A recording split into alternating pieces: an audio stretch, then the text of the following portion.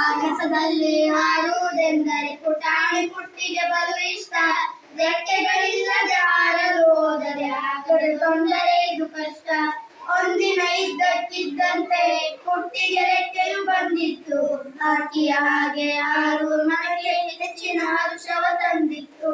ಕೂಡಲೇ ಪುಟ್ಟಿ ತನ್ನನೆ ಜಿಗಿದು ಆಗಸದೊಳಗೆ ಹಾರಿದಳು. ಹಾರುತ್ತ ತೇಲುತ್ತ ಮುಂದಕ್ಕೆ ಸಾಗಿ ಚಂದ್ರನ ಮಡಿಲನ್ನು ಸೇರಿದಳು. ಚಂದ್ರನ ಮೇಲೆ ನೆಟ್ಟಗೆ ನಿಂತು ಭೂಮಿಯ ಕಡೆಗೆ ನೋಡಿದರೆ ನೇರಳೆ ಬಣ್ಣದ ಚೆಂಡಿನ ಹಾಗೆ ಕಂಡಿತು ಅವಳಿಗೆ ನಮ್ಮದರೆ.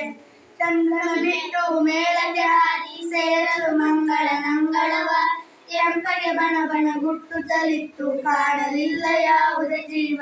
ಪುಟ್ಟಿಯು ಕಂಡಳು ಮಂಗಳನಲ್ಲಿ ಯೋಗಿ ಹೆಸರಿನ ಹೆಬ್ಬಂಡೆ. ಒಡನೆ ಕೇಳಿದಳು ಕೆಂಪು ಬಂಡೆಯನ್ನು, ನೀನು ಹೇಗೆ ಇಲ್ಲಿಗೆ ಬಂದೆ?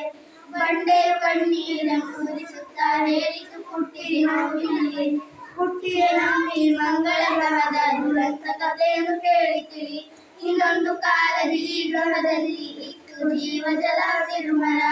ಆಗಿನ ಜನತೆಯು ನಾಡಲು ಕಟ್ಟಲು ಮರಗಳು ಕಡೆಯೇ ಬಂತು ಬರ.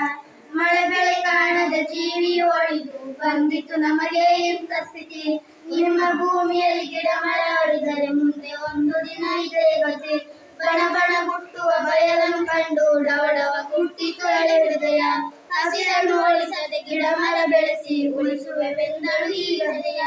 ಭೂಮಿಗೆ ಬಂದು ಜನತೆಯ ಕಂಡು ಹಸಿರನ್ನು ಬೆಳೆಸಲು ಬೇಡಿದಳು. ತಾನೂ ಕೂಡ ಎಳೆ ಸಸಿಗಳ ನೆಟ್ಟು ಬೆಳೆಸುತ್ತ ಕುಣಿದಾಡಿದಳು.